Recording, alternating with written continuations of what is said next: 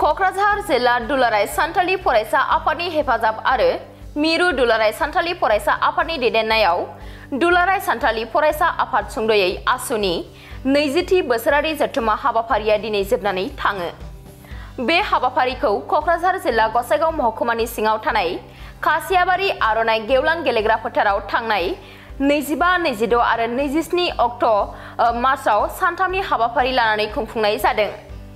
बे हाबाफारियाव गाहाय आलासि महरै आसाम साहित्य सभानि नेहाथारि देबजित बराजों लोगोसे 1 नं गसाइगाव बिधानसभा बियाबनि एमएलए जिरन बसुमतारी, एडब्लिउडिसिनि इएम थिरखु थुदु, मान्दा हास्दा, सिनेश हेम्ब्रम आरो मिरु दुलाराय सान्थालि फरायसा आफादनि आफादगिरि मिन्टु हेम्ब्रमजों लोगोसे गोबां सान्थालि फरायसा आफादनि दैदेनगिरिफोरा बाहागो लादों।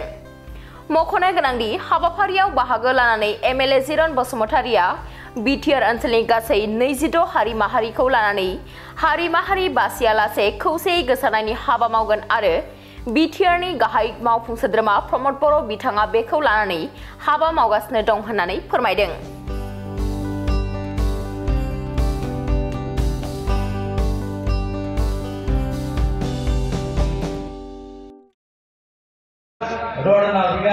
सान्थाल स्टुडेन्ट इउनियननि दिनै 20थि गायसननाय सानजों लोगोसे बिथांमोननि बोसोरसालिया जथुम्मा बे जथुम्माया दिनै 3थि साननि गेवलां मेल आरो बे गेवलां मेलनि हाबाफारिनि गेजेरजों बिथांमोना हांख्रायनाय लेखा आं नुजाफैदों आरो बेवहाय जों नुनो मोनदों जे गुबुन गुबुन फरायसा आफादा जेरैबायदि गाव गाव हारिखौ जौगानांगौनि थाखाय खामानि मावदों, थिग बेबायदिनो दुलाराय सान्थाल फरायसा आफादाबो बिथांमोना गाव हारिखौ बोरै जौगाहोनो बेनि बागै बिथांमोना सावरायदों।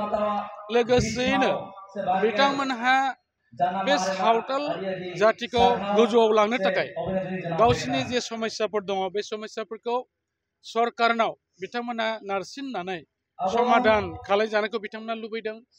बेनिखायनो आङो नैबे गेवलां मेलनि गेजेरजों बिथांमोना फोरमायथिदों आथिखालाव भारत सरकारा आरो भारत सरकारनि जायआ प्राइम मिनिस्टार मानगोनां नरेन्द्र मदिजी बिथाङा भारतबर्षआव थानाय मोनफ्रोमबो जाति गोष्ठीखौ बोरैहाय गोजौ फारसे लांनो हागोन बिनि थाखाय बिथाङा गोबां नाजादों आरो खामानिबो मावबाय। आरो लोगोसेयै आसामावहाय आसामनि मानगोनां chief minister doctor Himanta Biswa Sharma बिथाङाबो आसामाव थानाय गासै जाति गोष्ठीखौ बबे बिथिङै सोलोंथायानो जाथों, सामाजिक बिथिङानो जाथों आरो गुबुन गुबुन बिथिङानो जाथों माथो बोरै जौगाहोनो हागोन बिनि थाखाय बिथाङा खामानि मावदों आरो बिदिनो आश्वास होनायल' नङा, दिनै आखाइजों खामानि मावनायखौ नुदों। बेनिखायनो दिनै आदिबासि वेलफेयार डेभेलपमेन्ट काउन्सिल बेखौबो होनानै बिथांमोना दिनै खामानि मावगासिनो दङ आरो बेजोंनो बे जातिखौ जौगानो होनो थाखाय खामानि मावदों। आरो लोगोसे जोंनि बिटिआरनि चिफ प्रमद बर' बिथाङा जोंनि बिटिआर ओनसोलाव थानाय मोन 26 जाति जनगोष्ठीफोरखौ बोरै जोङो समानै जौगासार होनो हागोन एबा बैखौहाय जोङो बोरै समानै लांनो हागोन बे बिथिङै नोजोर बोनानै बिथाङा मोनसे भिजन डकुमेन्ट जोंनि बिटिआर ओनसोलाव दिहुनदों आरो बे भिजन डकुमेन्टआव नायोब्ला नोंथांमोना नुगोन जे जोंनि जातिया बबेसिम आवगायनानै दं, मोनफा मोनफा जातिया जों मानि थाखाय माने फावसायनानै थाखो। दा बेखौहाय समानै जौगाहोलांनांगौनि सार्थआव दिनै जोंनि बिटिआरनि चिफ बिथाङाबो बे खामानिखौ मावदों आरो फैबाय थानाय समाव निस्सय जायफोर जाति गोष्ठीया दिनै जौगानो हायाखै बै जाति गोष्ठीफोरजों सावरायलायनायनि गेजेरजों जौगालांनायनि थाखाय खामानिखौ मावनाय जागोन। आं मिजिंथिदों जोंनि ओनसोलाव जिहेतुके बाव बर'फोरजों लोगोसे बिभिन्न जाति गोष्ठीफोरजों लोगोसे दिनै आदिबासि सावथाल जनगोष्ठीबो बेवहाय मैखोमै दङ।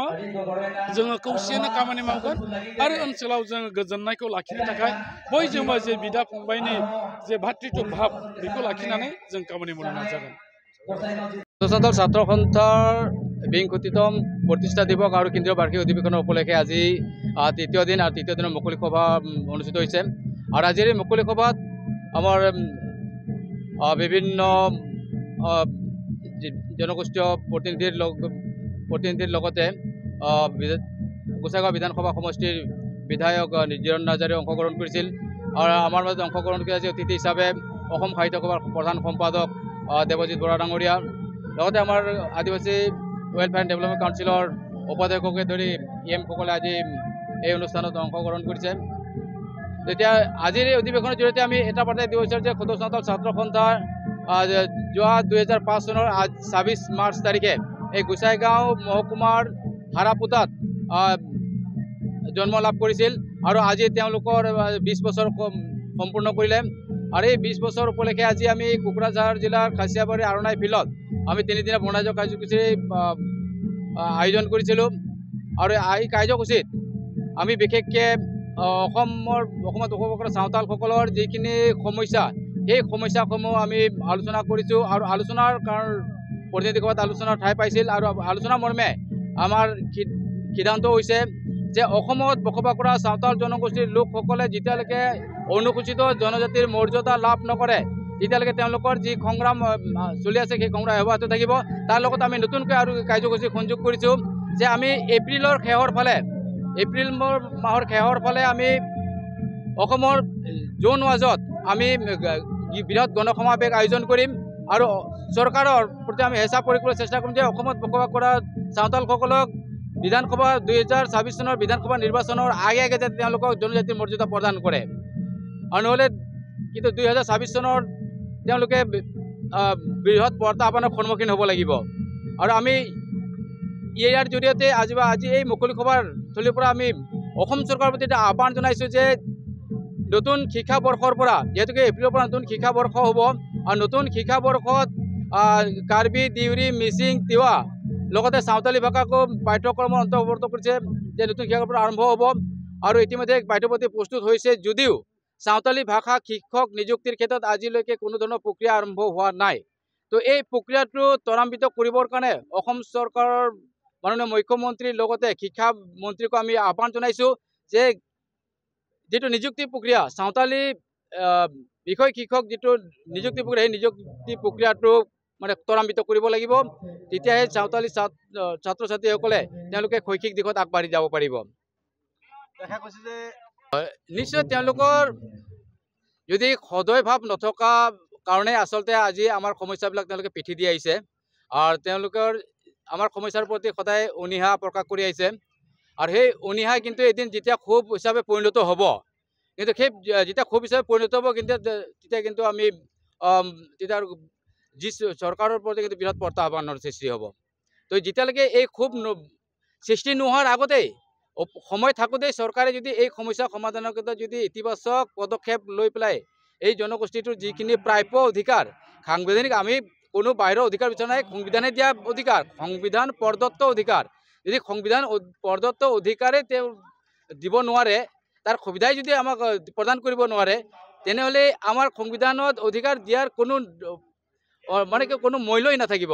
এতিয়া আমি চাওতালী ভাষাটো স্বীকৃতিপ্ৰাপ্ত ভাষা, সংবিধান স্বীকৃতিপ্ৰাপ্ত ভাষা আৰু চাওতালসকল ভাৰতৰ যিটো সংবিধান সেই সংবিধানৰ অনুসৰি তেওঁলোকে অনুসূচিত জনজাতি। কেৱল মাত্ৰ অসম ৰাজ্যত তেওঁলোকে কিয় আজি অৱহেলিত আৰু তেওঁলোকে কিয় প্ৰবঞ্চনা কৰা হৈছে সেইটো কিন্তু আমি ৰহস্য হৈ আছে। এইটো সাংঘাতিক ৰহস্য হৈ গৈছে। আজি আমাৰ কাষৰীয়া ৰাজ্য যেনেকৈ অসমৰ এসময় বৰ অসমৰ এটা অংশ আছিলে ত্ৰিপুৰা। আজি অসমৰ পৰা ভাগ হোৱাৰ পিছত ত্ৰিপুৰাৰ চাওতালীসকলে যদি আদিবাসীসকলে যদি অনুসূচিত জনজাতিৰ মৰ্যাদা লাভ কৰিব পাৰে তেনেহ'লে এই অসমত থকাখিনি কিয় লাভ নকৰিব, তেওঁলোকে কিয় তেওঁলোকৰ মৰ্যাদা দিয়া নহয়। এইটো কিন্তু সাংঘাতিকভাৱে এটা প্ৰতিক্ৰিয়াৰ সৃষ্টি হৈছে আৰু এইটো এটা সাংঘাতিক ৰহস্যৰ বিষয় হৈ পৰিছে। তো এতিয়াও আমি চৰকাৰৰ প্ৰতি আহ্বান জনাইছোঁ যে তেওঁলোকে নিৰ্বাচনৰ আগে প্ৰতিশ্ৰুতি দিয়ে তো প্ৰতিশ্ৰুতিখিনি তেওঁলোকে আচলতে কাৰ্যকৰী কৰিব লাগে আৰু কাৰ্যকৰী কৰাৰ লগতে যদি তেওঁলোকে আমাৰ সমস্যাৰ প্ৰতি অনীহাই যদি প্ৰকাশ কৰি থাকে আৰু যদি সমাধানৰ কাৰণে যদি কোনো ব্যৱস্থা নলয় এই যে অনীহাৰ যিটো প্ৰভাৱ সেইটো যদি ক্ষোভত পৰিণত হয় তেন্তে চৰকাৰে কিন্তু বৃহৎ প্ৰত্যাহ্বানৰ সন্মুখীন হ'ব লাগিব। এইটো সম্পূৰ্ণ চৰকাৰী এটা অংশ। তো চৰকাৰৰ কি নীতি নিৰ্দেশনা আছে সেইটো আমি ক'ব নোৱাৰোঁ। হ'লেও আমি আজি 2 বছৰেই হ'ল শান্তি চুক্তি সম্পন্ন হোৱা। তো যি ধৰণে তেওঁলোকে আচলতে পুঁজিৰ আবণ্টন পাব লাগিছিল আজিলৈকে কিন্তু সেই তেনেধৰণে আবণ্টন পোৱা নাই পুঁজি। তো চৰকাৰৰ প্ৰতি আহ্বান জনাইছোঁ যে নামমাত্ৰ আদিবাসী ৱেলফেয়াৰ এণ্ড ডেভেলপমেণ্ট কাউন্সিল গঠন কৰি কিছু ব্যক্তি অকল জড়িত কৰাই তেওঁলোকক ব্যস্ত ৰাখিয়ে জনগোষ্ঠীটোৰ উন্নয়ন সম্ভৱ নহয়। তো তেওঁলোকৰ উপযুক্ত যিখিনি পুঁজি সেই পুঁজিসমূহ শীঘ্ৰে তেওঁলোকক আবণ্টন দি পেলাই তেওঁলোকক যাতে কাম কৰা সুবিধা প্ৰদান কৰে বা জনগোষ্ঠীটোৰ যেহেতুকে আদিবাসী এটা বৃহৎ জনগোষ্ঠী ওৰাং মুণ্ডা চান্তাল খাৰিয়াকে কৰি পেলাই প্ৰায় ৩৬টা জাতিৰ এটা সমষ্টি আদিবাসীসকল। তো এই ৩৬টা জাতিৰ যদি উন্নয়ন কৰিবৰ কাৰণে ৩০-৪০ লাখ টকা ৩০-৪০ কোটি টকা একোৱেই নহয়। তো তেওঁলোকৰ কাৰণে যিটো চুক্তি অনুসৰি তেওঁলোকৰ 1000 কোটি টকাৰ যে বছৰেকত যিটো 200 কোটি টকা যদি এই 200 কোটি টকা যদি তেওঁলোকে বছৰেকত যদি তেওঁলোকে আবণ্টন দিয়ে তেনেহ'লে নিশ্চয়কৈ তেওঁলোকে যিখিনি আদিবাসী অধ্যুষিত অঞ্চল সেই আদিবাসী অঞ্চলত তেওঁলোকে উন্নয়নৰ কাৰণে কিছু কাম কৰিব পাৰিব।